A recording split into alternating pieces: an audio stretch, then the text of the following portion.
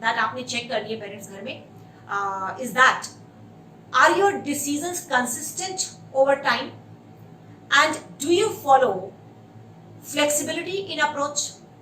Means आपके parenting decisions over the time and over the value जो आप अपने बच्चों में सेट करना चाहते हैं उसके लिए कंसिस्टेंट हैं या नहीं। यानी आज किसी बात के लिए आपने ना किया है और कल आप उस बात के लिए हाँ करते हैं। आज जब बच्चा छोटा है उस वैल्यू को सेटल करने के लिए आप तवज्जो देते हैं, आप एफर्ट्स लगाते हैं, और जब बच्चा बड़ा होता है आप उस वैल्यू पर एफर्ट्स नहीं देते। इसको एक एग्जाम्पल से समझते हैं। मान लीजिए आपके साथ आपका 5वीं क्लास में पढ़ने वाला बच्चा बाजार गया और वो बाजार में क्रेयॉन्स खरीदने की जिद कर रहा है। उस बच्चे को ड्राइंग करना बहुत अच्छा लगता है और आपको एज पेरेंट्स ये पता है कि आपके पास, आपके बच्चे के पास ऑलरेडी उसके स्टेशनरी बॉक्स में घर में 7-8 types of colours, pencil colours, crayons, water colours, sketch pens सब पड़े हुए हैं और आप उसे वो अभी नहीं दिलाने के लिए हाँ कर रहे हैं। आपने उसे मना किया, बच्चे ने नाराज भी हुआ, रोया भी, घर आकर भी नाराज हुआ, मम्मी से भी शिकायत की, लेकिन आपने उसे वो कलर्स नहीं दिलवाए। बट अगले दिन आप बाजार जाते हैं और आप वो कलर्स बच्चे के लिए लेकर आ जाते हैं, क्योंकि आप रात को गिल्ट ट्रिप पे चले गए थे कि हम इतनी मेहनत करते हैं, इतने पैसे कमाते हैं, इन बच्चों के लिए तो काम करते हैं और इनको ही हम सामान नहीं दिलवाते हैं, और आप वो कलर्स खरीद कर ले आए। यानी आपका डिसीजन कंसिस्टेंट नहीं है। इसी तरीके से आप मान लीजिए आपका टीनेजर है घर में। टीनेजर बच्चे को रिस्पॉन्सिबिलिटीज की वैल्यू सेट करते हुए आपके डिसीजंस कितने स्टेबल रहते हैं over time, that will matter. Like आपका टीनेजर जिद कर रहा है, 16 साल का बच्चा है, उसे स्कूटी चाहिए और वो आपको 1 दिन कहता है, 2 दिन कहता है, 3 दिन कहता है। आप उसे प्यार से समझाते हैं, क्योंकि आप खुद एक रिस्पॉन्सिबल सिटीजन हैं और आप अपने बच्चे में रिस्पॉन्सिबिलिटी की वैल्यू सेटल करना चाहते हैं। तो आप उसे समझाते हैं 1 दिन, 2 दिन, 3 दिन, 1 महीना घर में खिंचाई चलती रहती है और बच्चा आपको रोज पेस्टर करता है, देखिए मेरे इस फ्रेंड के पास भी है, देखिए मेरे इस फ्रेंड के पास भी है, उसके पापा तो कुछ नहीं कहते, उसकी मम्मी तो कुछ नहीं कहती, और आप 1 महीने के बाद गिव इन कर देते हैं। यानी रिस्पॉन्सिबल सिटीजन बनने की वैल्यू जो आप सेटल करना चाहते थे उस पर आप कंसिस्टेंट नहीं रहे। तो आपको चेक करना होता है ओवर द टाइम आपके अपने डिसीजंस, वैल्यूज को सेटल करने के लिए और किसी काम को करने के लिए जो बच्चे में आप देख रहे हैं सही है या नहीं है, आपके डिसीजंस कंसिस्टेंट होने चाहिए। एंड साथ ही आपकी अप्रोच में फ्लेक्सिबिलिटी होनी चाहिए पेरेंट्स। यानी आप चेक करें है या नहीं है। यानी कि अब आपका जो टॉडलर है, जो आपके छोटे बच्चे हैं, जो प्री स्कूलर्स हैं, उनके ऊपर तो शायद आप अथॉरिटी से काम चला सकते हैं, मम्मी ने कहा है, पापा ने कहा है, इसलिए ऐसा करना है। लेकिन आपके बड़े होते हुए बच्चे, आपके टीनेजर्स के साथ आपकी ये अप्रोच बिल्कुल काम नहीं करती। आपको इनके साथ dialogue, debate, patience, problem solving approach सब लगानी पड़ती है।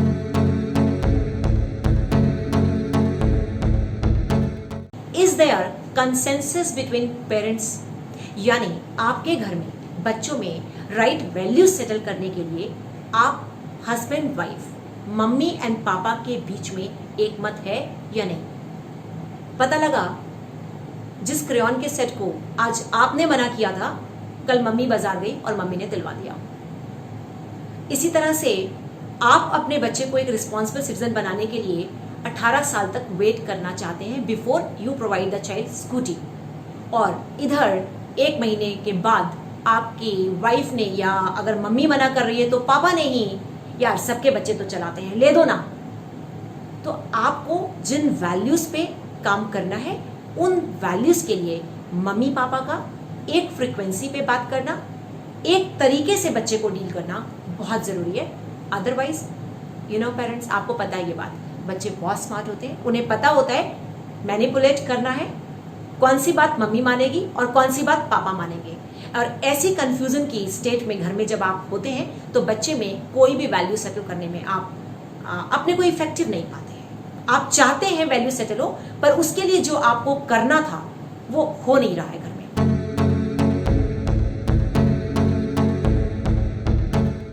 वेल पेरेंट्स, तो हम सभी चाहते हैं कि हमारे बच्चे जिम्मेदार हों, क्योंकि जिम्मेदार बच्चे ही अभी स्कूल में और फिर बड़े होकर जिंदगी में सफल होते हैं। तो जिम्मेदारी से हम समझते क्या है, what do you mean by responsibility. अलग अलग लोगों के लिए रिस्पॉन्सिबिलिटी का अलग मतलब हो सकता है, जैसे कि अपने काम को बिना रिमाइंडर के करना, अपने काम के प्रति कमिटमेंट होना, अपने द्वारा किए गए काम को करते समय किसी गलती का हो जाना और उसको एक्सेप्ट करना बजाय कि डिफेंड करना और दोबारा वो गलती ना करने की कोशिश करना, और घर परिवार समाज में अपना सहयोग देना, अपना योगदान देना, किसी भी परिस्थिति में अपना बेस्ट करना, ये सब जिम्मेदारी है। और आप सोच रहे हैं ना कि मैंने अभी तक ये तो कहा ही नहीं कि आपका कहना मानना। वेल पेरेंट्स, तो आपका कहना मानना ओबीडियंस है, रिस्पॉन्सिबिलिटी नहीं। अक्सर पेरेंट्स ओबीडियंस एंड रिस्पॉन्सिबिलिटी में कंफ्यूज करते हैं।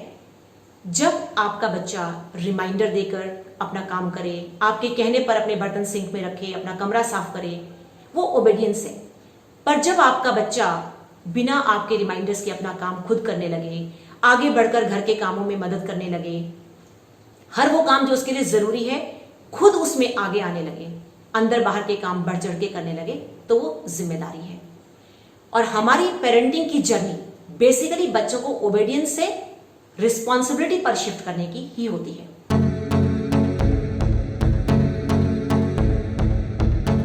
वेल पेरेंट्स, अब आपको अपने बच्चों की ओबीडियंस से रिस्पॉन्सिबिलिटी की जर्नी पर जाते हुए सबसे पहले 3 बातें चेक करनी है। कहीं आप ऐसा तो नहीं कर रहे। फर्स्ट थिंग जो आपने चेक करनी है वो ये कि कहीं ऐसा तो नहीं कि आपका बच्चा वो एज अप्रोप्रिएट काम जो खुद कर सकता था वो आप कर रहे हैं। यानी आपका 5 साल का वो बच्चा जो अपना पानी लेकर खुद पी सकता है, खेलने के बाद अपने खिलौने खुद संभाल सकता है, और आपका वो 10 साल का बच्चा जो अपना बैग रात को टाइम टेबल के हिसाब से खुद पैक कर सकता है, जूते खुद पॉलिश कर सकता है, और आपका टीनेजर जो बाजार के काम करने में मदद कर सकता है, ला सकता है, पर आप ही वो काम करते चले जा रहे हैं। तो ये आपको चेक करना है कि कहीं ज्यादा लाड प्यार के चक्कर में आप एज अप्रोप्रिएट काम अगर अपने बच्चों से नहीं करा रहे हैं तो वो बच्चों में रिस्पॉन्सिबिलिटी ना सेटल करने का एक बहुत बड़ा कारण हो सकता है।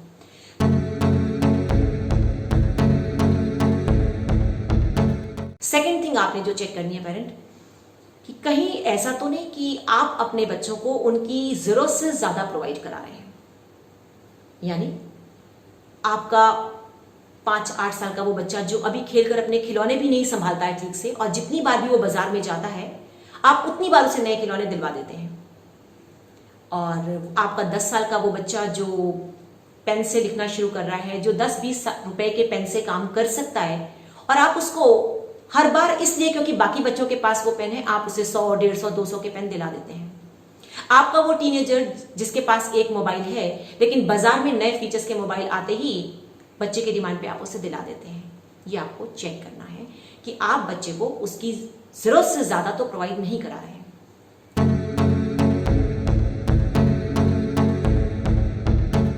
थर्ड थिंग जो आपको चेक करनी है पेरेंट, वो ये ध्यान रखना है कि आपके बच्चे के जो एज अप्रोप्रिएट बिहेवियर्स हैं, जो आप उनसे उम्मीद करते हैं, जब वो नहीं करता है तो क्या आप उनको प्रोटेक्ट तो नहीं कर रहे हैं।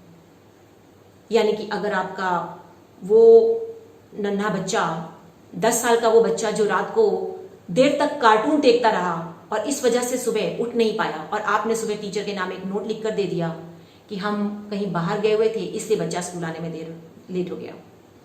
आपका वो टीनेजर जो आपके घर में संडे को मान लीजिए आपने पाठ रखाया था और आपको पता था, आपके टीनेजर को पता था, लेकिन आज सुबह संडे को उठकर वो बच्चा जिद कर रहा है कि उसे अपने दोस्तों के साथ मूवी देखने जाना, और आप जाने दे रहे हैं।